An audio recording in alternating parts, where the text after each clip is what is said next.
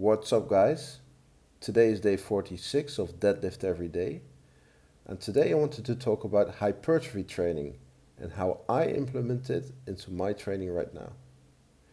So every other day, after or before my light deadlifts, I try to do at least one movement which contributes to hypertrophy. And if you've seen any of my other videos, you know that I'm a big fan of weighted calisthenics movements, like the push-up, dip, and chin-up. And lately I've been doing a lot of sets of 6 on them. This came about after listening to a podcast.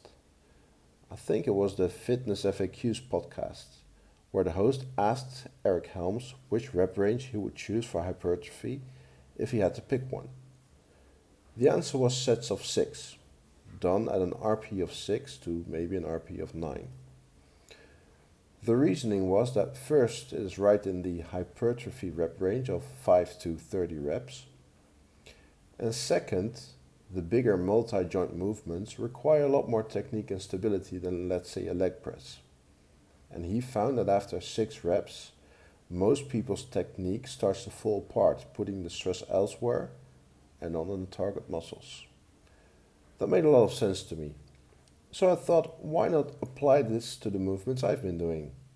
So I did, and it's been working great.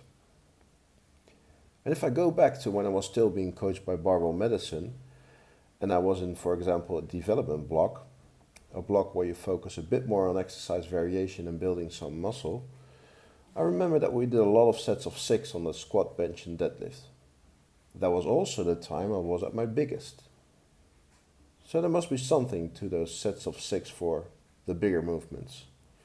And I'm definitely keeping them in my program. Now I wouldn't necessarily do sets of 6 on biceps curls or triceps extensions. That just puts a lot of unnecessary stress on the joints. A much better and joint-friendly rep range would be 10 to 15 reps. And if you have exercises like the leg press or a machine chest press, I would go to sets of 8 to 12 reps. And those exercises I just mentioned can also be pushed a little further towards failure. They are a lot more stable and require less technique. So a lot less can go wrong. Alright guys, that's all I have for today. I hope you found it helpful.